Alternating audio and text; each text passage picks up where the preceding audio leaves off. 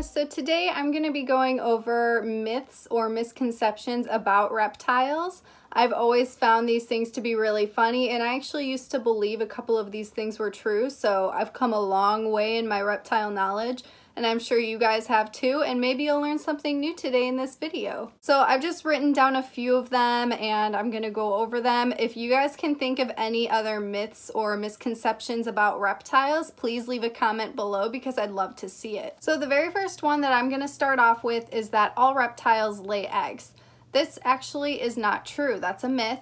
And there are many reptiles that give live birth, and it's really cool because a lot of boas give live birth as well as some skinks too. It's really funny watching videos because it literally looks like they're just pooping an animal out, but I mean, that's kind of how it is. That's just how it is in nature with like mammals too, but it's just really interesting, and a lot of people don't expect that because they think that all reptiles lay eggs, and that's not true.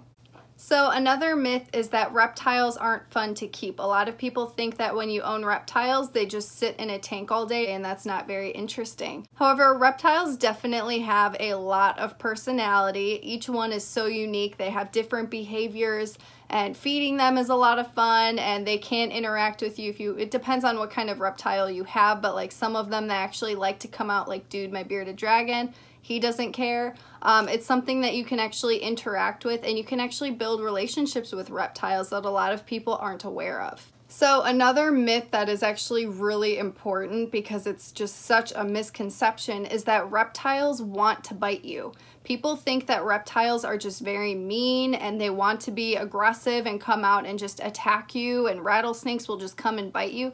That is so false. Reptiles actually want nothing to do with you, and the very last thing that they want to do is bite you, but that is the only defense that they have. So if it comes to that, that's what they'll do.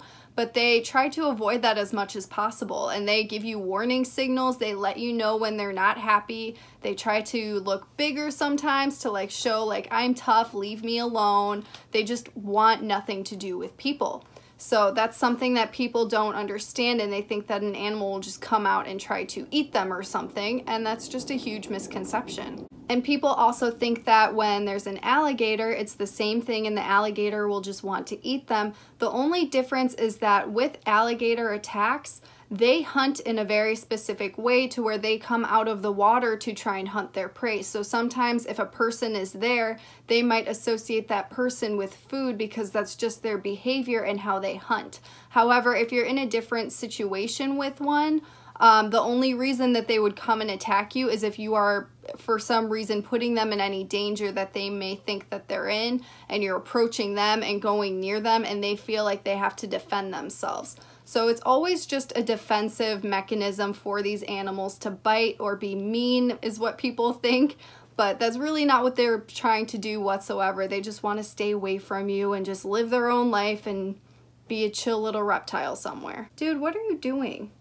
So another misconception about reptiles is that they can't be understood and that they're very unpredictable and you can't really understand their body language. People think that they're very unpredictable and they will just bite you and you're gonna die if it's a venomous snake or something, but that's actually very false. People that work with reptiles and understand them, they can understand their body language and they can get a great idea of how this animal will behave, and if it's feeling very defensive or if you should back off, how to approach that animal and how to deal with it in general. So it's something that a lot of people aren't aware of just because they aren't familiar with reptiles. But once you start working with them, you'll realize that you really can understand them and you can get a good idea of how to predict how that animal will behave. So the next one is really funny because I actually used to think that this was true, and it is that snakes are slimy and wet. And this is hilarious because when I was a little kid, I really thought that snakes were slimy and wet, and because they look like it because they're so shiny, but they are not whatsoever. They're very dry. They just have very, very smooth skin and scales, and they're very iridescent in the light. And it can kind of appear like they might be slimy and wet when they aren't. So it's just really funny because that was like groundbreaking for me when I was a kid. Dude, where are you going? Because like the first time I held a snake, I was really expecting it to be like really wet, and it was not. Dude, I totally lost you. What are you doing? Dude, you're just gonna pop up and hang out there? Okay. All right, so we're gonna move on to the next one. I like how you can just see this little beardy head just popping out. So the next one is that reptiles can be poisonous. This is a huge misconception, and a lot of people mix up the word poisonous with venomous because there actually are some poisonous snakes, and that has to do with what the snake is eating. So if a snake is eating an animal that could have a poisonous skin, like a dart frog, for instance, then they will be carrying that poison within them. So if you were to eat that snake, it could poison you. However, most snakes that people are worried about, they think that they might be poisonous, are actually venomous, and that means that the snake, if it bites you and it gets its toxins into your blood, that's the venom, and that can kill you. So the poison is something that you have to eat and digest, and that's something that would kill you, and then venom just completely affects you in a different biological way through entering your bloodstream. So it's just really interesting because, again, there are some poisonous snakes, but most of the time when people are saying that it's a poisonous snake, they actually mean that it's a venomous snake. So the next one is so important. This one kills me. So the next one is that turtles will stay small if you keep them in a small enclosure. False. It's not going to happen. The turtle's going to grow. It's probably going to get very, very large too. So it's just one of those things that people at pet stores or wherever they're selling these animals, they kind of just tell people because they think that it will make the sale, because then the person thinks, oh, this is going to be so easy for me to take care of. It's not even going to get big, when that's never what actually ends up happening in reality, and then they end up getting rid of the turtle, and it's just not good. So that's just like one of my biggest pet peeves in life, because I feel for those turtles. They get like the worst treatment because people just give such false information about them.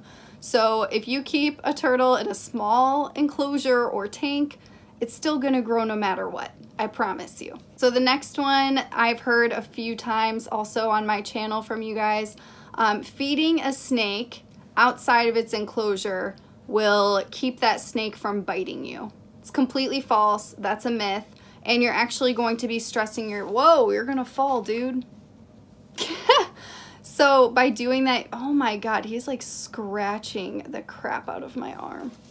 Can you just like come here? Oh.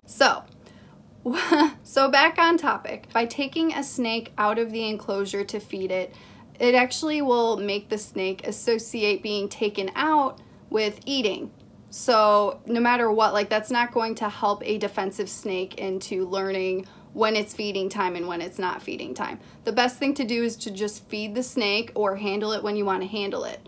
There's no reason to be taking the snake out to feed it, especially because when you're doing that, you aren't supposed to be handling snakes after you feed them. So by doing that, you're gonna have to pick them up, and then you're risking possibly having that snake regurgitate the meal, and you're stressing them out.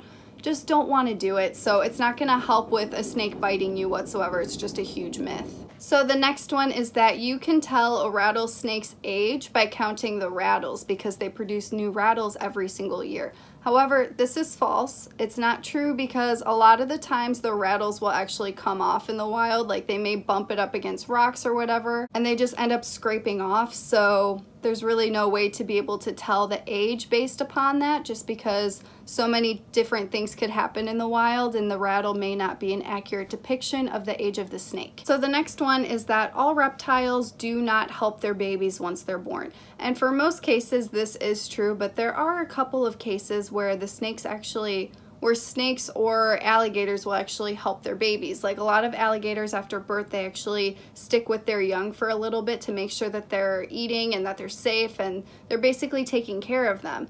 There isn't much of like an emotional attachment whatsoever like you may see with elephants or other animals. However, there are some animals that do kind of take a parental role when it comes to reptiles in the wild. And some of the other cases where this happens is actually tokay geckos. And it's really interesting because in the wild, the baby tokays will actually eat their parents' poop.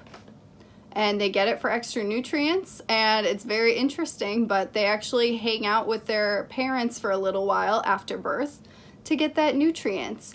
But it's different in captivity because sometimes the parents might eat the children, so a little bit different. That's like the difference between an animal and its natural behavior in the wild and then how it changes when you bring them into captivity. Another thing that's really interesting is that obviously as reptiles, they cannot produce their own heat. However, some pythons actually will, I'm not sure what the word is, they like vibrate their body around a little bit around the eggs, and they try to incubate the eggs that way and keep them a little bit warmer.